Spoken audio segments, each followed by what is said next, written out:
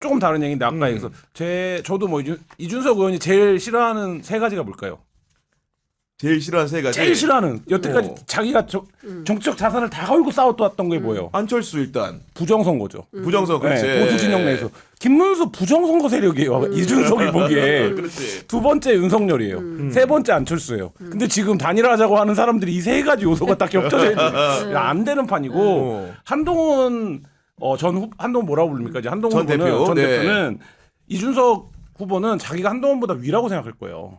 정치적 체급이. 그렇기 때문에 한동훈하고는 상대하지 않아요. 한동훈은 이준석의 세계 안에서는 윤석열의 부하예요. 그러니까 자기가 이미 꺾은 자의 부하일 뿐이지 자기랑 대당이 아니고 오늘 보니까 안철수 의원이 조건 없이 자기랑 만나자고 맞아. 나랑 만나서 얘기해보자. 이것도 뭐 하는 자다가 봉창을 두드리는 소리입니까? 아니 이 공당의 후보가 단일하는데 왜 안철수랑 만납니까? 그러니까. 지금 김문수한테도 나 시간 없는데 3시 40분까지 어디 앞으로 오세요. 이러면 올판인데 참 이게 그래서 안 되는 얘기다. 근데 저는 지금 어쨌든 선거판에서 그러니까 보수 정치판에서 이준석이라는 정치인은 어쨌든 대단히 미래지향적인 거잖아요. 그리고 나이가 젊기 때문에 2035년에 출마해도 가능한 50살이에요. 그러니까 그러네. 얼마든지 그 연속성이 있는 사람이에요. 근데 중요한 것은 뭐냐면 이준석 후보가 그동안 우리가 뭐 마스크로 눈물 찍으면서 이제 민주주의를 숭상했던 그리고 이제 5.18 정신을 함양하면서 광주의 묘비를 다 총선 이후에 모든 묘비를 다 닦았던 이제 그런 것하고 대별되는 방식의 그의 정치 내용은 보면 여전히 심각한 갈라치기가 있는 겁니다. 그리고 우리가 1차 토론 때도 확인을 했지만 저렇게 숨막히게 상대방을 코너로 몰아놓고 저런 태도로 대통령을 하겠다고 나서는 건 좀 아니지 않아? 라는 생각을 전국민적 공감대가 생겼어요. 네. 그래서 제가 보기에는 아직은 좀 설익었다 준비가 안 됐다라는 평가도 받고 있고 동시에 단일화를 한다 해서 본인에게 시너지가 안 생기죠. 그러니까 뭐 부정선거 뭐 등등의 상징도 있고 지금 점점 극우화되고 있죠. 자유통일당의 구주화 후보가 김문수 지지선언하고 지지하면서 들어오라고. 드롭했잖아요. 그러니까 네. 그 당은 이제 극우로 만만세로 이제 가고 있는데 여기에 이제 개혁 보수를 좀 주장하는 이준석이 발을 담기에는 어폐가 있는 거죠. 그러니까 제가 보기에는 단일화할 조건도 상황도 아니다. 단 하나. 지지율이 두 자릿수가 못 넘는다면 일단은 현실적으로 돈 문제가 걸리잖아요. 네. 그래서 현실적으로 이 문제를 타개하기 위한 어떤 뭐 정책으로. 단일화가 아니라 어떤 새로운 무슨 뭐 정치적인 그 돌파구를 마련하려고는 하겠지만 만약에 지지율이 10%뭐 두 자릿수를 기록을 한다. 네. 그러면 절대 안 하죠. 아니 그 한동훈 후보와 이름이 같은 이동훈 개혁신당 선대위 공보단장이 한동훈 후보의 이런 이준석 저격에 대해서 뭐라고 글을 남겼냐면 요즘 저와 이름이 같은 한모 씨의 측근들이 자주 전화를 하신다. 절대 단일화하지 말고 반드시 끝까지 완주해서 투표용지에 이름을 올려야 한다. 그 말씀 속에서 참으로 깊은 애정과 충심이 느껴진다. 이렇게 말합니다. 예. 그러니까 단일화를 그 정치적으로 해석해도 남는 게 없기 때문에 아까 말씀대로 그 이준석과 홍준표가 무엇이 남아야 되는데 김문수가, 네. 김문수에게 뭐 남을 게 많이 홍준표 있는데 너무 애정하는 거 아닙니까? 이런 얘기 안 하려고 했는데 같은 창녕 선후배에서 우리 박영선, 홍준표 그러니까, 네. 다 창녕이네. 예, 돌아가신 우리 박원순 시장님까지 네. 저까지 포함하면 창녕 4인방이 고생 많이 하고 있습니다. 아무튼 명태균도 창녕인데. 그 사람 창원 아니에요? 창녕. 창녕이요? 고향. 네. 고향. 죄송합니다, 국민 여러분. 네, 그래서 제가 볼 때는 그 이준석과 그 김문수의 정치 공학적인 시너지 효과도 없을 뿐만 아니라 단일화 결정적인 장애 요인은 저는 이준석 후보의 성적 문제가 성적 문제가 있다. 아니 8%인데도 1등인 자기가 경쟁하고 뛰어넘겠다고 하는 그 이재명 후보에 대해서 사이비 종교, 노쇼 후보, 양치기 소년이라고 막 아주 이제 비난하고 8%가 이 정도면 그 단일화의 시너지가 생기면 거의 80% 수준이야. 10% 정도를 넘어야 될 텐데 만약에 10% 되면 나 차기 대통령이다 이러고 다니지 않을까. 그래서 이준석 후보는 뭘 명심해야 되냐면 사람들이 이런 얘기합니다. 참 똑똑하다. 말 잘한다고 하는데 쟤는 혼자는 해도 같이는 못할 거야. 아. 당 깨고 나오고 같이 했던 사람들 허은하 다 나왔어. 민주당으로 오고 허은하 씨뿐만 김용남 아니라 민주당으로 주요한 오고. 당직자들이 다 나와버리고 국민의힘에서도 본인이 뛰쳐나오고 어쨌든 쫓아냈다고 하지만 그래서 저 사람은 똑똑하지만 네. 다른 사람과 함께하지 못한다는 얘기를 듣는 거 보면 제가 볼 때는 개인이 정치하기에 앞서서 인성에 대한 문제에 대해서 한번 이번 대선에서 깨닫는 시기가 되면 좋겠다는 생각이 들고요. 우리 그 JYP 대표의 박진영 선생께서 네. 이런 중요한 말을 했어요. 뭐냐면 노래는 공기반 소리반이라 그랬거든요. 오, 그건 네. 뭐냐면 또 노래는 말하는 것처럼 하라 그랬어요. 그러니까 자연스럽게 해야 된다는 거죠. 그러니까 네. 인위적으로 구도를 만들고 편을 갈라치려고 애쓰지 말고 묻어나오고 넘쳐 흐르는 그런 그 면모를 좀 보여야 되는데 네. 아직까지 그런 게 보이지 않는다. 그래서 이번 대선에서 조금 더 그런 것을 쌓아나가는 시기가 된다라면 모를까. 지금 인성으로는 전 단일화를 본인이 네. 깨지 않을까 아니 생각이 듭니다. 서양호 소장님 사실은 정치 오래 하셨기 때문에 음. 정치의 본질은 사랑이잖아요. 그러니까 사람을 사랑하는 마음이 있어야 정치가 되는 맞아요. 건데 네. 어우 저렇게 미움과 뾰족해. 미움과 그다음에 조롱과 이런 걸로 정치가 되면 얼마나 삭막하겠습니까? 안 그래도 힘들어 죽겠는데 사랑이라고 측은지심이라던가 연민을 그러니까 사랑이라고 그러니까 약간 너무? 몸둘 바를 몰라서 아니 그렇잖아 뭐, 진짜. 이런 상황에서 경찰이 보니까 권영세, 권성동 이제 입건을 했다고 하는데 아마도 네. 김문수, 한덕수 단일화 단일화 과정에서, 압박한 것 네. 때문에 이제 그렇게 입건 형식적으로 한 것 같고 어쨌든 간에 국민의힘 이렇게 4분 5열 되고 있는 와중에 민주당 같은 경우에는 지금 원래 있던 세력 외에도 다양한 외부 세력들이 결합하는 모양새인 거고 오늘 이재명 후보는 유세장에서 무슨 발언을 했냐 왜 좌파인지 우파인지 가르냐 그냥 양파라고 하면 안 되냐 이러면서까지 통합의 방점을 찍고 자신감을 보이고 있는데 장윤 선배는 보시기에 지금 여러 영입 인사가 있었는데 네. 가장 놀라웠던 사람은 개인적으로 누굽니까 혹시? 아 민주당 인사들 가운데 민주당에 들어온 사람 중에. 앞으로 더 놀랄 분이 있는 거 아니에요? 아 그래요? 네, 예. 지금 뭐 다 들어온 것 같지는 않고 어. 지금도 뭐 작업 중인 분들이 이제 상당히 그 많은 것 같아요. 음. 근데 제가 보기에는 뭐 어디까지 갈지는 모르겠으나 민주당이 운동장을 넓게 쓰기로 결심을 하고 저는 처음에 이재명 후보가 이제 중도보수 정당을 한다고 할 때 아이 뭐야 이건 좀 아니지 않아라고 생각을 했는데 약간 이런 거대한 계획이 있었구나라는 그러니까. 생각이 좀 들고 차제의 민주당이 중도보수 정당을 적확하게 포지셔닝을 해주면 그러면 진보 영역이 비게 되는 거잖아요. 그러니까 이 그렇죠. 영역을 새롭게 채우고 여기에는 여전히 준비된 세력들이 많이 있는 거 아니겠습니까? 저는 1차 토론 때 권영국 변호사가 후보가 네. 뭐 언론 오늘 경향신문인가요? 신스틸러라고 신스틸러라고 이제 썼죠. 네. 보도를 했던데 너무 이제 적확한 보도였다는 생각이 좀 들고 4명의 후보가 나와서 토론을 했는데 가장 들을만했던 토론이 이재명과 권영국 토론이었어요.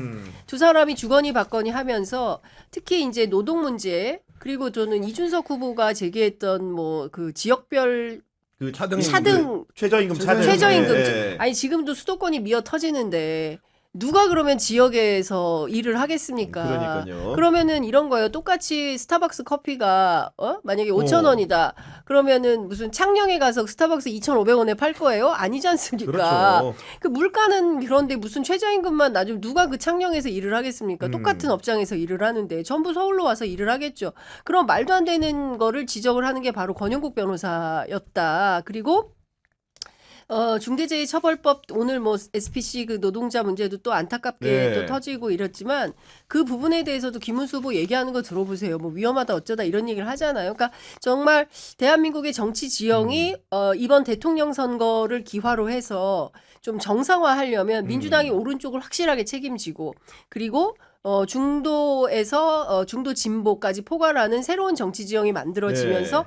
동시에 국민의힘은 이제 극우 파시즘으로 그냥 갔다. 그리고 이제 저 사람들은 제가 보기에 이번 대선 자기들끼리 지금 막 싸우고 난리잖아요.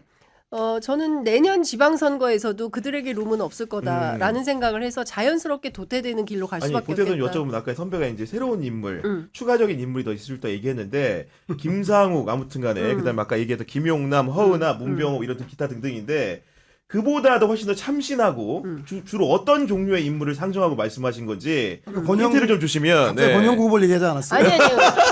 권영국 후보는 전혀 아니고 모르겠어요. 네. 근데 뭐 민주당 쪽에서는 기대 반 뭐 이렇게 해서 네. 유승민 의원도 좀 생각을 움직일 하는 것 수 있다. 같아요. 근데 이제 네. 권오을 의원이 글쎄 뭐 점점점 이렇게 하긴 했는데 저는 뭐 다양한 형태로 결심할 수도 있다. 물론 이제 그분이 그렇게는 안 할 가능성이 네. 크겠지만 정치를 할 거라면 뭐 경제부총리 같은 거 왜 못 하겠습니까? 물론 그분에게 외교안보 맡길 수는 없어요.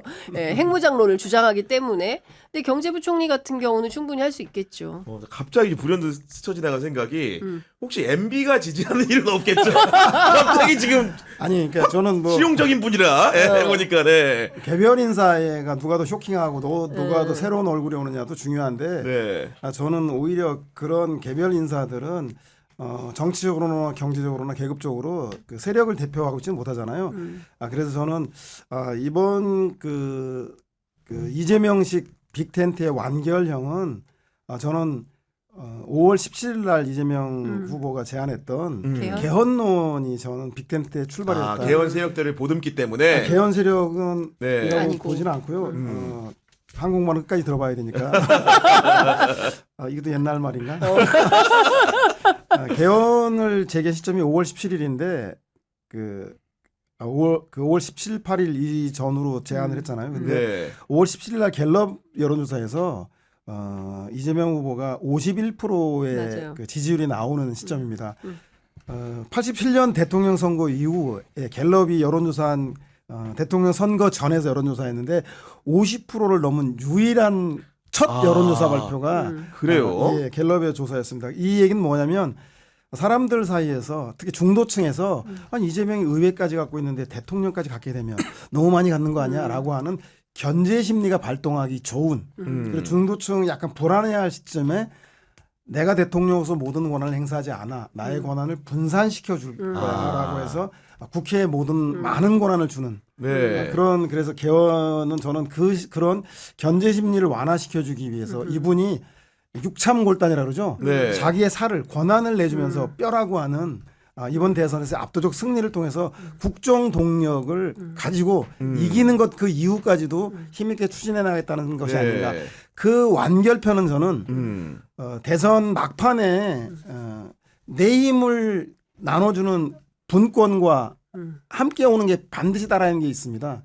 그건 연정입니다. 연정이다. 대통령 힘이 없으면 어떻게 그 권한을 하자고 해도 안 분산시켰으면 하죠. 힘이 예. 안 따라잖아요. 그것을 뒷받침하는 게 구조적이고 조직적인 게 제도화된 게 연정인데 뭐 연립정부라고 해서 정당이 서로 다른 정당끼리 연정 저는 뭐 권영구 후보가 하고 있는 민주노동당에게 노동부 장관은 경제정책과 긴밀히 결합되기 때문에 어렵지만 복지부 장관은 능히 뭐 좀 제안할 수 잘할 있다고 수 보는데 있다. 네. 그런 당대당의 연정이 아니어도 하여튼 당내 연합 세력 그렇죠. 네. 그다음에 정치 외연의 그 중도층을 상징할 수 있는 다양한 세력들과 함께 분권과 연정이 함께 가는 것들을 대선 전에 그 다음 주가 아마 대선 그렇죠. 마지막 주기 때문에 좀 연정에 대한 그 내용적 연정을 던지는 것이 개별 인사의 수십 명의 영입보다는 훨씬 더 중도층을 안심하고 향후에 대선 이후에도 안정적 국정 운영을 통해서 부동산 정책 하나 잘못했다고 해서 보궐선거 한번 졌다고 해서 와르르 무너지는 우리 기존의 민주정부가 아니라 안정적 국정 운영을 위해서는 분권과 함께 연정 카드를 한번 재검토해보는 검토해서 한번 던져보는 것이 어떤가라고 제안드려보고 싶습니다. 네, 그리고 이재명 후보가 이제 어떻게 보면 중도층의 불안감을 이겨낸 요인 중에 하나는 그 사법부 여러 가지 그런 악효과 같은 것들 넘어서는 계기들을 만들었기 때문인데 지금 지기현 부장판사를 상대로 한 여러 가지 의혹 제기가 끊이지 않고 있고 어제 같은 경우에도 노정면 의원이 직접 이렇게 브리핑도 하는 모습을 연출했는데 김학의 좀 어떻게 보셨습니까? 일단 그날 오전에 지기현 판사가 법대에서 본인의 신상 발언을 한 거 매우 부적절하다. 그거만으로도 사실 윤리감찰의 필요성이 있다. 어떤 법관이 자기랑 상관없는, 그러니까 자기는 판결자로 존재하는 재판장에서 자기 신상 발언을 할 수 있으면 감히 그런 생각을 할 수 없죠. 그러니까 그것만으로도 일단 부적절하다. 더 이상 재판을 진행하기엔. 네. 그리고 거기서 나왔던 내용들에서 사진이 공개되면서 그 사진이 뭐 나경원 의원이나 이런 분들은 애매하다라고 얘기를 하는데 그럼 더 어디까지 더 적나라한 그러니까. 사진을 공개해야 되는 겁니까? 핵심은 거기에 가지 않았다고 했는데 간 것이고 민주당의 지금 주장은 거기에 접대를 받은 게 아니냐라는 의혹이 해소돼야 된다는 거잖아요. 그러니까 네. 그 지점에서 이미 거짓말을 했다. 그 지점에서도 더 이상 재판 진행하기에는 어려운 점이 있다라고. 그리고 마지막으로 본인의 신상 발언하면서 내용적으로도 굉장히 부적절한데 뭐라고 얘기를 했냐면 판사 뒷조사와 외부 세력의 공격이라고 얘기를 맞아요. 했어요. 네. 그러니까 이 얘기는 뭡니까? 이거를 이제 프레임화한 거 아닙니까? 나에 대해 내가 잘못을 한 게 문제가 아니라 내가 거짓말을 하는 게 문제가 아니라 나를 공격하는 건 외부 세력이 판사 뒷조사해서 사법부를 흔드는 거예요. 이 얘기한 거 아닙니까? 저는 이 부분에 대해서도 그 법관회의를 앞두고 있지 않습니까? 반드시 지적해야 되는 대목이다라는 생각이 듭니다. 네. 그리고 어떤 분이 이제 어제 공개된 사진을 관련돼가지고 분석을 좀 하실 때 재밌더라고 보니까 어떻게 되냐. 그 세 명이 앉아 있잖아요.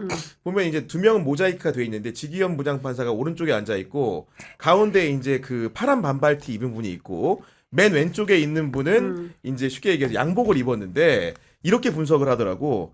지기현과 파란티는 출근한 날이 아니었던 것 같다. 복장이. 왜냐면 통상적으로 그렇죠. 법복을 입지만 판사들이 정장 차림을 하기 때문에 아마 그 차림에 비춰봤을 때는 그 출근 안 한 날인 것 같고 그게 뭐냐. 법원이 정기적으로 쉬는 때가 7월 말부터 8월 초에 쉬는 기간이 있거든요. 그렇기 때문에 그런 상황으로 예측이 된다는 것이고 파란티는 주기현보다 가운데 앉았기 때문에 원래도 상석에 앉았을 것으로 추정이 된다. 그렇기 때문에 셋 중에서 돈을 누가 냈는가 결론을 내본다면 가정이지만 맨 왼쪽에 양복 입은 사람이 냈을 것 같다. 그분이 내지 않았겠느냐라는 예측과 추정을 하시더라고요. 보니까. 아니 근데 저는 다 떠나서 김한 기자님 잘 설명해 주셨지만 현직 판사가 유흥업소를 갔어요. 네? 본인은 알 거 아닙니까? 네. 그러니까 우리는 몰라도 지규현 본인은 알잖아요. 자신이 네. 유흥업소를 드나들던 사람인지 아닌지. 두 번째, 이분이 이제 박주민 의원한테 온 제보에 따르면 법원 관계자가 제보를 했다는데 지방법원에 있을 때도 소수의 그 룸사롱이 있는 지역에서도 다녔다라는 거예요. 그거를 법원 관계자가 제보를 해요, 국회의원한테. 그렇죠. 그러면 이 양반은 늘 다니던 사람이에요. 그리고 네. 법대위에서 어디 소맥? 삼겹살의 삼겹살. 소맥, 예. 아니 그런 말을 어떻게 하냐는 거예요. 폭탄주를 염두에 둔 거잖아요. 그러니까 설령 본인이 나는 이렇게 검소한 사람이고 누가 나한테 이런 거조차 사주지 않는다라는 말을 하려고 한다면 별도의 공간에서 해야지. 그 법대위에서 그렇죠. 네. 그게 가당키나 한 소리입니까? 그리고 뭘 누가 사줘요? 자기 돈으로 먹는 거지. 전부 내 돈 내산이지. 그러니까 늘 접대받는 거에 익숙해 있는 사람은 아닌가라는 의심을 갖게 합니다. 그러면 이렇게 문제적 상황이 됐으면 법원이 나서서 우리 회사에서 누가 문제가 생겼어요. 사고를 쳤어요. 그럼 어떻게 합니까? 일단 직무배제. 그다음에 이 사건에 대해서 네가 억울해? 문제가 있어? 그러면 그 억울함 누명을 벗겨주고 네. 그죠? 그리고 무슨 문제가 있었어요. 그러면 그 부분에 대해서 적절하게 책임지고 고발 조치하는 거잖아요. 그게 일반 회사의 문법이에요. 왜 법원은 그런 걸 안 합니까? 중앙법원에서 뭐 추상적이다 어쩌다 뭘 추상적이에요. 사진이 나왔는데. 그리고 이제 그동안 민주당이 뭐 좀 실수도 하고 그랬으니까 저 아무것도 안 가지고 있으면서 헛발질 한 걸 거야라고 미루어 짐작을 했었을 수도 있고 지규현 씨가 무슨 일을 했든지 간에 우리는 지규현 판사를 보호해야 된다. 이런 판단 속에서 마치 무슨 아무 일도 아닌 것처럼 넘어가려고 했으나 어쨌든 대법에서 지난 16일 현장 검증까지 했다는 거잖아요. 그렇죠. 네. 그리고 그 여성과 남성들이 앉아 있는 홀 제가 취재를 해보니까 고가의 이제 업태는 단란주점인데 네. 업종은 룸사롱으로 운영이 됐고 홀과 룸으로 구성이 되어 있는데 지규현 판사 그날 갔던 곳은 홀이 아니라 룸이었고 룸이든 홀이든 거기는 고용된 접객원이 있다는 것이고 고용된 접객원이 홀도 그 서비스를 나가고 또 뭡니까 여기 네. 룸에도 또 접객을 하고 뭐 이런 식이라는 거예요. 그 집의 행태가. 그리고 지난주까지도 이제 영업을 했었다는 건데 그 종합을 해보면 이 사실관계만으로도 이분은 판사하면 안 돼요. 에? 드러난 것만 가지고도 그렇습니다. 네. 그러니까 법원 안에 이게 다 만연해서 야 나만 그래? 너도 갔잖아. 이런 정도가 아니라면 지규현 판사 문제를 깔끔하게 도려내는 게 네. 정석인 거죠. 그런데 말입니다. 제가 한 가지만 말씀드리고 싶은 게 네. 뭐 술, 여자, 유흥 흥미있는 소재죠. 사람들이 네. 아주 자극적이고 거기다가 내란 재판을 책임지고 있는 판사이기 그렇습니다. 때문에 그 네. 도덕성과 그리고 그 청렴성, 자질 이런 게 반드시 문제가 돼야 될 거 밝혀져야 한다는 생각이 듭니다. 그래서 저는 한 가지 고민해야 될 게 우리가 이 대선 기간 아니겠습니까? 대선 기간에서는 떨어지는 낙엽도 조심해야 되고 할 시기라서 한 가지 고민되는 점이 이것이 밝혀진 사실을 법원 행정처에 넘겨서 그 법원 내에서 어떤 판결 내리는지 좀 판단하는 좀 지켜보는 게 어떨까 생각이 드는 이유가 만약 이것이 진실 공방의 싸움을 갔을 경우에 짧은 그러니까. 대선 기간 내에 굳이 뭐 긁어부스럼이 네. 여야 간에 그 아마 또 정치 공방으로 정치 그렇죠. 공세로 해서 아마 네. 국민의힘이 가만히 있지 않고 의혹을 증폭하면 이게 정쟁으로 네. 와닿는 순간 애초에 얘기했던 내란 재판을 하는 사람의 도덕적 자질은 간데 없고 무엇이 옳으냐 그러냐라고 갔을 경우에 이렇게 여야 간의 난장판 싸움이 되면 선거 때 가장 천금처럼 귀한 그 우리 중도층들이 아 이것들 또 시작이네. 아 니들끼리 싸워. 아 난 좀 롯데자이언트 야구 볼래. 이렇게 될 가능성이 높기 때문에 저는 이쯤 하면 법원행정에 넘기고 잘 아시겠지만 지금 남은 재판이 올해 총 28회 내란 재판을 해야 되는데 연말을 넘어설 거라고 합니다. 연말 넘기면 뭐가 있냐? 1월 달에 매년 법원 정기 인사가 정기 있어요. 인사가, 네. 이 재판사는 제가 봐도 여러 이런 논란의 소지가 있었기 때문에 다음 법원 인사에서 1순위로 될 가능성이 매우 높기 때문에 대선 기간에는 제가 볼 때는 그 진실 공방으로 가서 다투기보다는 국민의힘에게 또 다른 마당과 장을 열어줄 필요가 전혀 없다. 음. TV 토론에서 이재명 후보가 아웃복싱으로 쟁점을 피해갔듯이 저는 이 문제에 대해서도 이 정도 던지고 법원행정처의 처신과 지금 기다려보자. 판사의 처신을 지켜보는 네. 게 어떻겠나 생각이 듭니다. 아니 근데 저는 어제 이제 사실 윤석열 그 내란 혐의 받고 있는 4차 공판이 열렸는데 그 법대에 앉은 지기현 부장판사가 피고인 주무시는 거 아니죠? 라고 물었다고 하니까 윤석열이 거기서 고개를 끄덕. 고개만 끄덕였다는 건데 아니 솔직히 죄송합니다만은 재판 받아보셨잖아요. 법관이 그런 얘기하면 피고인이 이렇게 반응하는 게 맞는 겁니까? 아주 이례적인 아니면 실제로 네. 졸다가 타이밍을 늦췄던가 야. 아니면 뭐 그렇게 할 수가 없죠. 왜냐하면 네. 법관이 들어오면 모두 다 기립하고, 예. 일어서라고 하고 것은 그 헌법에 대한 존중, 국가에 대한 존중으로 그렇게 하는 건데 법관은 개인 법관이 아니라 법을 상징하는 사람인데 네. 존다 그리고 고개를 끄덕끄덕한다. 이거는 그 자기와 아주 가까운 사이가 아니면 아니, 그러니까. 그렇게 하면 법원 판결에 영향을 줄 수 있다고 생각하니까. 네. 그런 행동을 할 수가 없죠. 아니 그리고 최소 형량이 지금 무기징역인데 태평하게 졸고 있다가 판사가 깨운다는 게 이게 상상이나 가능한 일인지 이게.